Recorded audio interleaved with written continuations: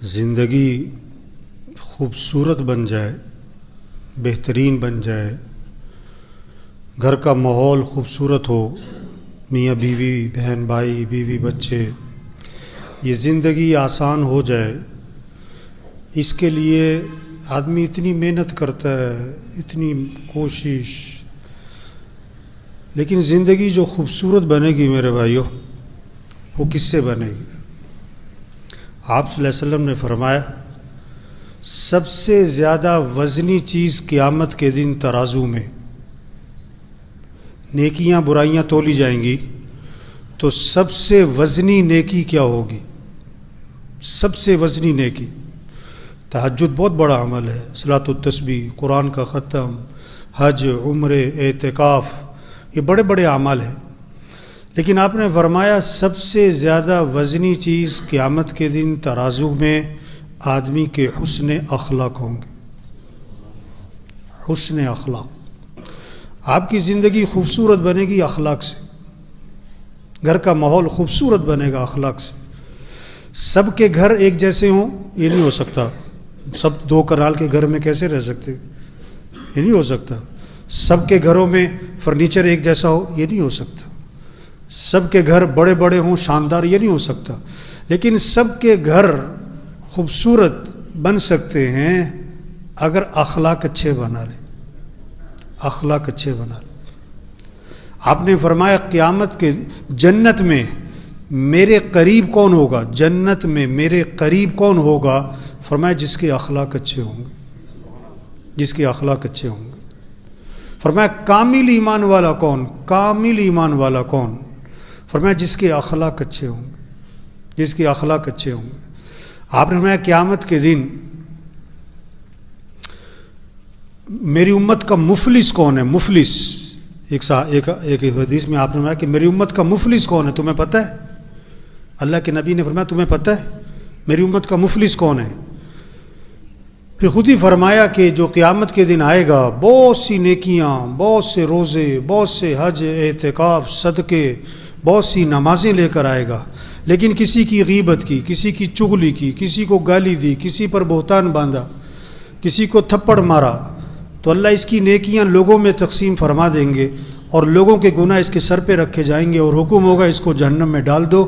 فرمایا یہ میری امت کا مفلس ہے۔ آج ہمارے معاشرے میں اخلاق بگڑے ہوئے، اخلاق بگڑے ہوئے، اس لیے گھروں میں لڑائیاں ہیں، میاں بیوی میں لڑائیاں ہیں، چچا بھتیجا بھانجا ماموں خالہ، بول چال بند ہے، ایک گھر میں رہتے ہیں، بھائی بھائی بات نہیں کرتے۔ توبہ توبہ توبہ توبہ۔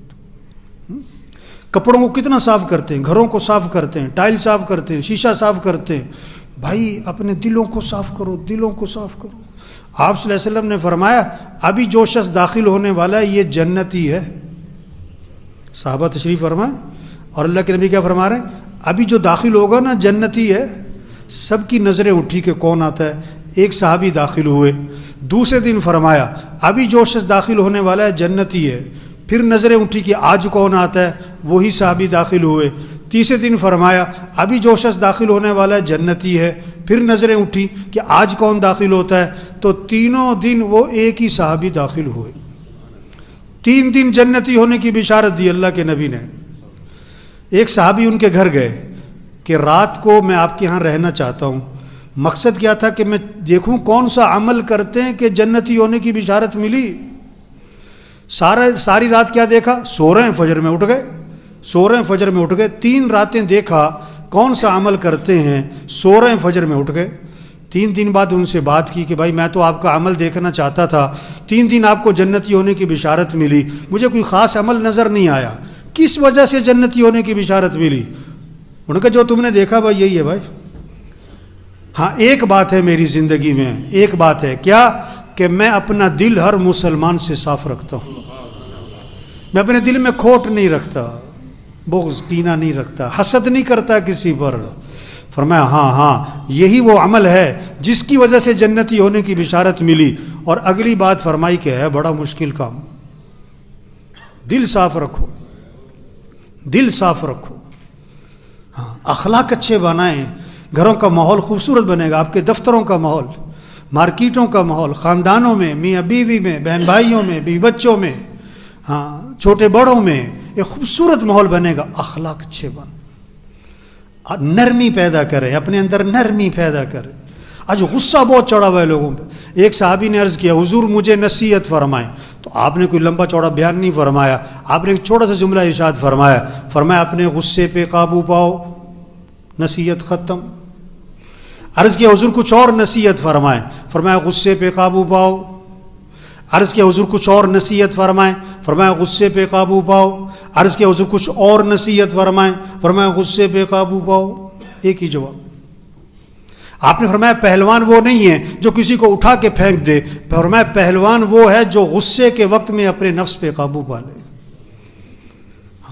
غصے کے وقت میں اپنے نفس پہ قابو پا لے. غصہ نہ آنا کمال نہیں ہے. ایک آدمی کو غصہ آتا ہی نہیں، یہ کوئی کمال کی بات نہیں، بلکہ دیکھنے کی بات ہے کہ بیچارے کو مسئلہ کیا ہے. غصہ آئے اور برداشت نہ رہے، قابو میں نہ رہے، یہ ہے.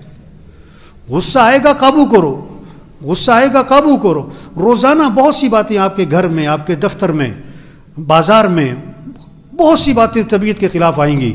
صبر، برداشت، غصے کو قابو کرو. آپ صلی اللہ علیہ وسلم نے فرمایا جس آدمی کو غصہ آیا اور وہ غصہ نکالنے پر قادر تھا لیکن غصے کو پی گیا، اللہ قیامت کے دن جنت کی حوریں اس کے سامنے کھڑی کر دیں گے اور فرمائیں گے جو پسند ہے لے لے اس میں سے. کس بات پر؟ غصہ پینے پر. برداشت کرنا سیکھے. کتنے میاں بیوی کے جھگڑے، ساس بہو کے جھگڑے، بھائی بھائی کے جھگڑے، 2 سال جیلوں میں، 4 سال جیلوں میں، 10 سال کچہریوں میں، تھانوں میں، پنچایتیں ہو رہی ہیں، 15 سال بول چال بند ہے. کیا ہے؟ غصہ، برداشت نہیں. معاف کرنا سیکھ. ایک صحابی نے عرض کیا حضور میرا غلام ہے، نوکر نہیں، غلام جو پہلے زمانے میں ہوتے تھے اب تو نہیں، غلطیاں بڑی کر جاتا ہے، میں کب تک معاف کروں؟ آپ خاموش رہے. پھر عرض کیا حضور میرا غلام ہے، غلطیاں بہت کرتا ہے، میں کب تک معاف کروں؟ تو آپ نے فرمایا اگر وہ ایک دن میں، ہفتے میں نہیں، مہینے میں نہیں، ایک دن میں 70 مرتبہ غلطی کیا کرے تو معافی کر دیا کرو. 70 مرتبہ ایک دن میں تو معافی کر دیا کرو. تو بھائی سب نیت کرو بھائی اخلاق اچھے بنانے. انشاءاللہ اخلاق کیا بنانے؟ اپنے غصے کو کیا کرنا بھائی؟ آپ نے کیا فرمایا؟ جو تم سے رشتہ توڑے تم اس سے رشتہ، حدیث اللہ کے نبی ہمارے، جو تم سے رشتہ توڑے تم اس سے رشتہ بولو بھائی جوڑو. جو ظلم کرے اسے کیا کرو؟ معاف کرو. جو برائی کرے تو بدلہ کس سے دو؟ یہ اخلاق سکھائے. اب جس کا جھگڑا چل رہا ہے نا کسی چچا ماموں تایا رشتہ دار سے، تو نیت کرو جھگڑا ختم کرنا ہے. انشاءاللہ جھگڑا کیا کرنا ہے، اور جھگڑا ختم کرنے کے لیے کیا ہے؟ آپ سے غلطی ہوئی ہے جا کے معافی مانگ لو، اس نے غلطی کی ہے تو کیا کر دو؟ معاف کر دو. جھگڑا ختم. جھگڑا ختم کرنا آسان ہے، 1 منٹ میں ہو جائے گا.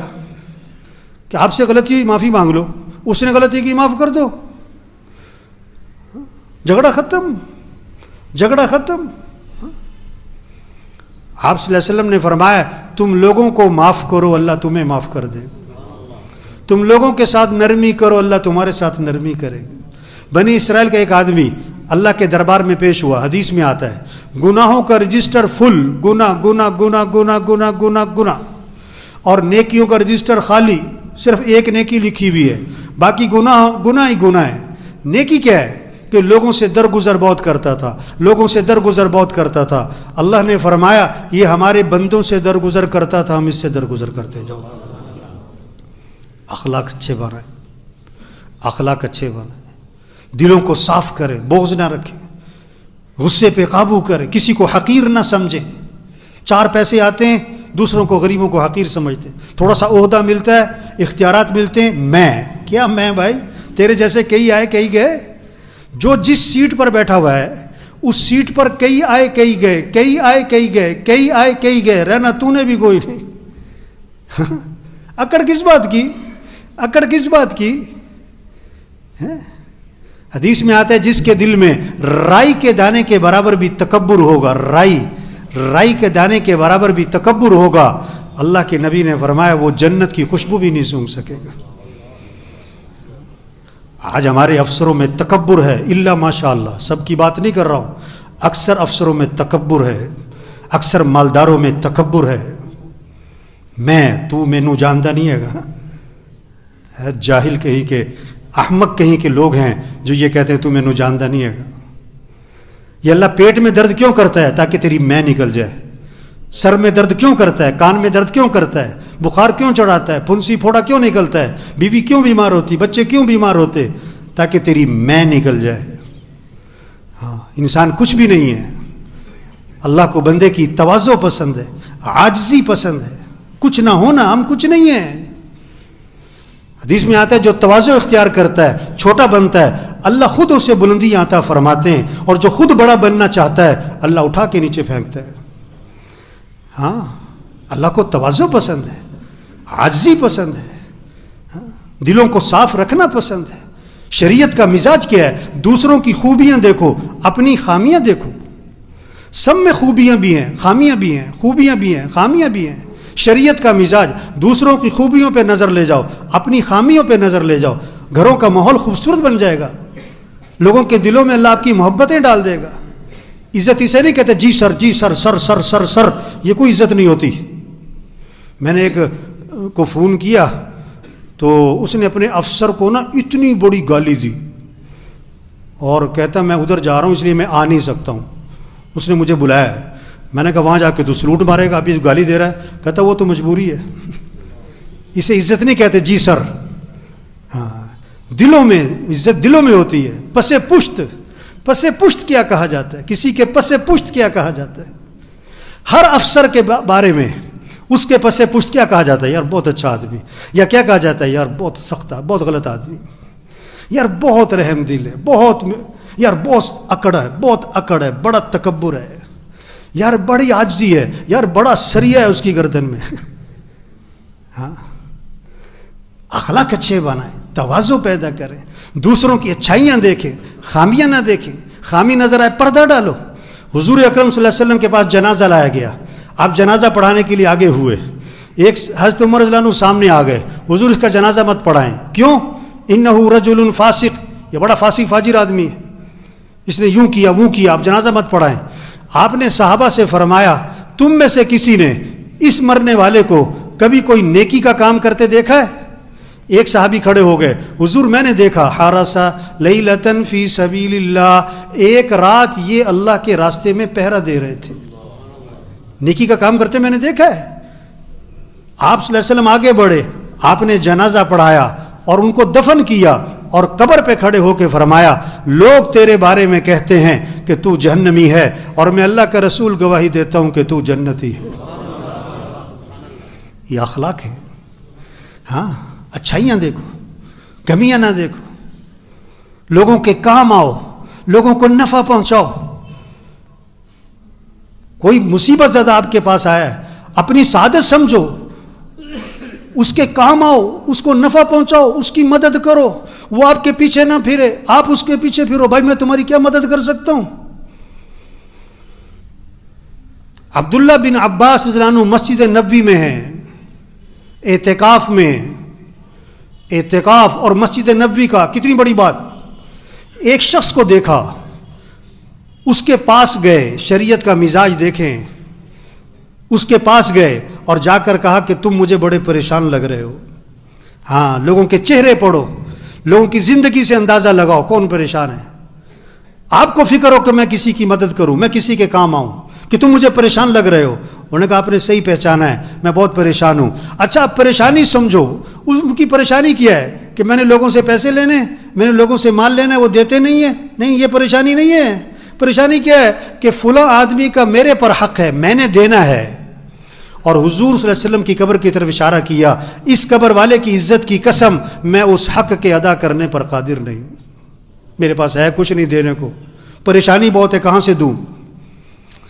تو حضرت ابن عباس صلی اللہ علیہ وسلم نے فرمایا کہ اگر تم کہو تو میں تمہاری سفارش کروں. ہاں، جو سفارش کر سکتا ہے کرنی چاہیے، جو کسی کی بات کہیں پہنچا سکتا ہے پہنچانی چاہیے.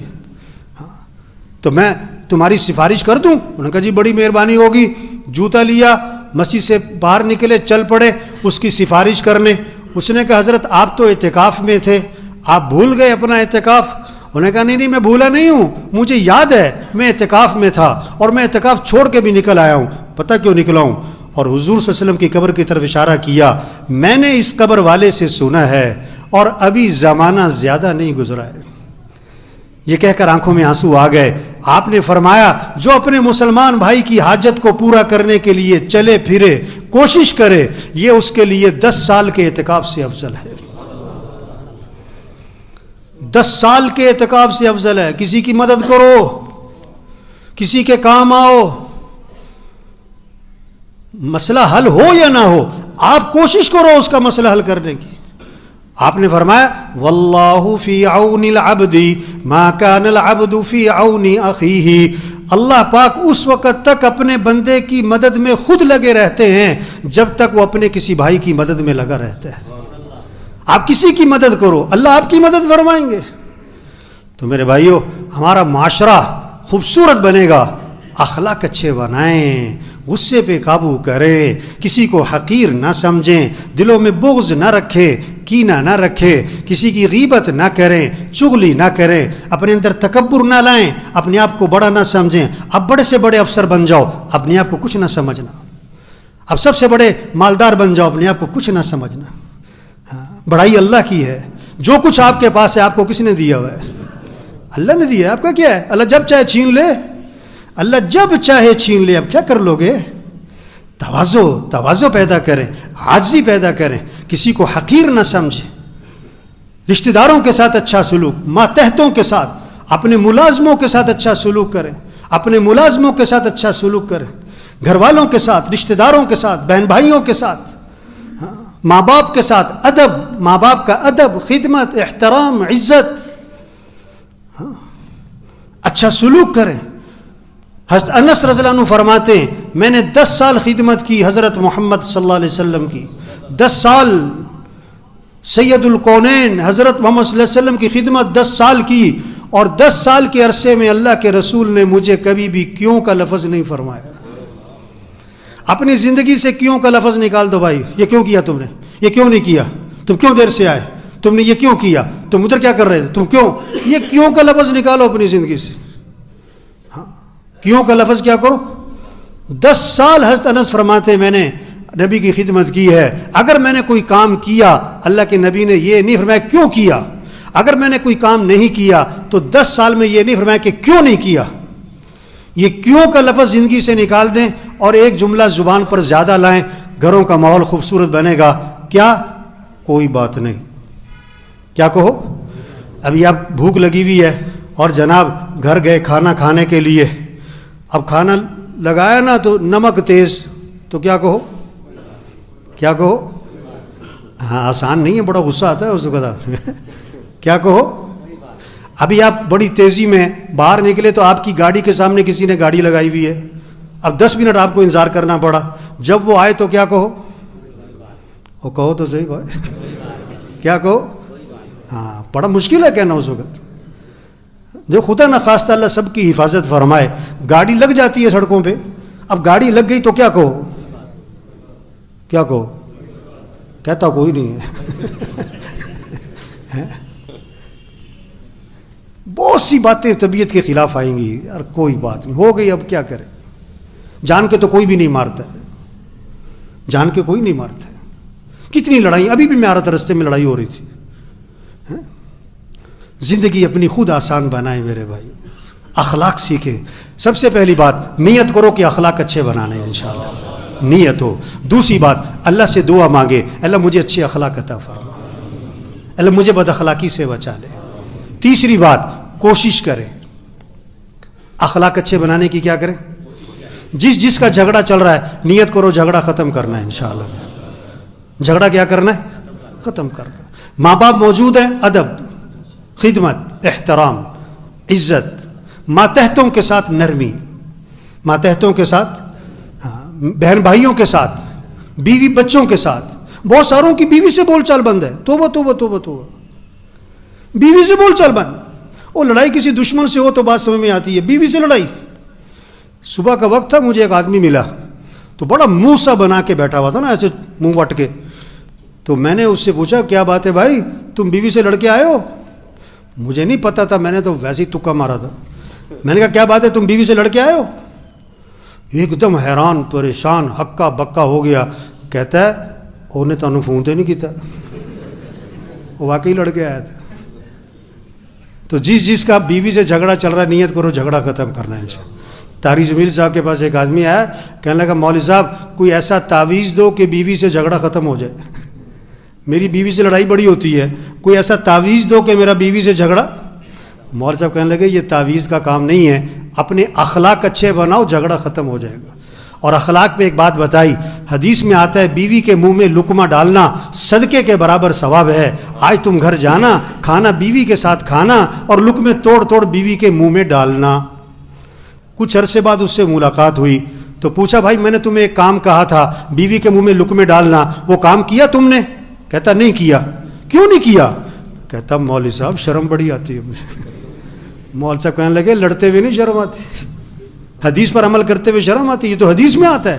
اور اسے حکم دیا کہ دیکھو آج تم نے گھر جانا ہے, کھانا بیوی کے ساتھ کھانا ہے اور لقمے توڑ توڑ بیوی کے منہ میں ڈالنے ہیں, میرا حکم ہے. اب گھر گیا, اب تو حکم ملا تھا بزرگوں کا, بیوی کو کھانے پہ ساتھ بٹھایا, لقمہ توڑا. کہتا ذرا منہ تے کھولنا ذرا. مولوی صاحب کہنے لگے مجھے آ کے بتا رہا تھا کہ اس کا منہ کھلے کا کھلا ہی رہ گیا. کہتی تمہیں یہ کس نے سکھایا ہے؟ کہ طارق جمیل نے مجھے کہا ہے. تو جھولی اٹھا کے دعا دے رہی تھی اللہ اس کا بھلا کرے. میرے بھائیو اخلاق اچھے بنائیں, زندگی خوبصورت بنے گی. اللہ سب کو عمل کی توفیق نصیب فرمائے.